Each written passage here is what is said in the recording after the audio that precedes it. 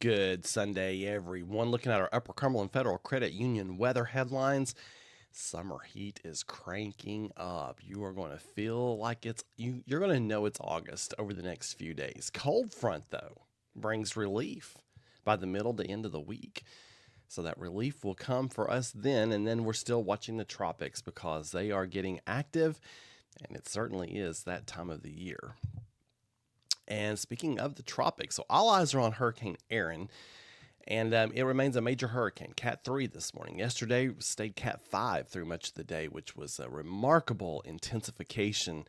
Once it hit hot water, man, that storm just absolutely exploded. So it has been up to 160 miles per hour. It's now down to 125, but it's undergoing what's called an eyewall replacement cycle. So they have to replace that whole eyewall ever so often, and that causes some weakening. That's why it's dropped down to 125.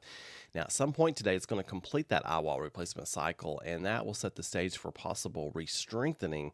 And the Hurricane Center expecting it to flirt with Cat 5 status again at some point before starting a gradual weakening trend once again by Wednesday night into Thursday. And by then, it's moving on out to sea. So all indications are this is going to avoid the mainland of the U.S. East Coast, thank goodness. It's also going to dodge much of Bermuda, so that's good news as well. But we'll be mindful of the dangerous surf conditions, of course. That'll be along the eastern seaboard. Folks will definitely have to be mindful of that. Premier Generators bringing us our level of concern. We're just looking out for isolated storms that could be strong. Yesterday, we saw a severe thunderstorm warning over in Morgan County. So that storm pulsed up, became severe for a few minutes, and then pulsed back down again. And that's what you can get this time of the year. It's isolated and very localized. But if you're under that, you're like, wow, this is a rough storm. So be mindful of those. There won't be many of those storms around again today, but we do have that risk once again. And all of us need to be safe in the heat. Clearview Closet and Blind bringing us the 5-day forecast, and 20% chance again today, just like we had yesterday. And some of you all saw some of those storms, but a 20% chance. So isolated, localized. If you're outside doing outdoor plans, just keep an eye on that radar. And if you hear thunder, you know you need to move indoors. Highs around 90. Monday, we're getting to the low 90s. Same thing for Tuesday. I don't think we might see one storm across the plateau on Monday, maybe. And then Tuesday, we'll probably see one or two yet again with that 20% chance for a shower or storm. And then Wednesday and Thursday, we kick it up to at least a 50% chance for showers and thunderstorms as that cold front starts making its way through the area.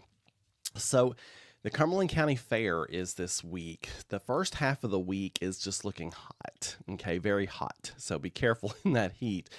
And then the second half of the week, you got those showers and thunderstorms Wednesday and Thursday, but at least it cools it off. And then it's looking about like the same for Friday and maybe even Saturday. But the second half of the week is definitely looking cooler. Premier Generators bringing us our severe weather threat outlook. I'm just monitoring Wednesday and Thursday. It already looks like we may have a flash flood risk with any storm, but we'll keep an eye on how that front behaves as it moves through and see if it can kick off any severe weather. And that's what our Weikert Realtors extended threats shows us as well. It's only this week that we really need to be mindful of. Next week's looking pretty quiet, but we got that heat today through Tuesday, and then we've got the monitoring of flash flood risk for Wednesday and Thursday. On this day in history, August the 17th, 1915, big hurricane hits Galveston, Texas. Now, they had been hit back in, 1900, somewhere, give or take a year, by the big Galveston hurricane, the worst hurricane we've seen. This one in 1915 still claimed 275 lives, but keep in mind there are no extensive warning systems in place or anything for this, and forecasting was very, oh my goodness, this is very crude. But Galveston, most of the deaths were drowning, just like they were in the one previous. But a seawall had been erected, and that helped out quite a bit from the hurricane in 1900. 1969, Camille, the second worst hurricane in U.S. history, smashed into the Mississippi coast. So this is a historic week for hurricanes, with the anniversary of Katrina coming up too. Winds gusted to 172 miles per hour. Can you believe that? At Main Pass Block in Louisiana, 190 miles per hour at Bay St. Louis, Mississippi. It took Bay St. Louis, Mississippi years to recover, and then they were hit hard again in Katrina, and it's just been a rough time for those folks. 2007 all-time record highs are set across much of Middle Tennessee, including Lafayette, Annapolis, Portland.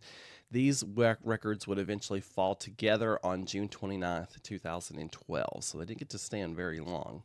You folks have a wonderful Sunday. Keep looking up. I have even more weather information on the website and on the app, including a look at another area of disturbed weather in the tropics that we're going to have to track westward this week. Catch it all at meteorologistsmart.com.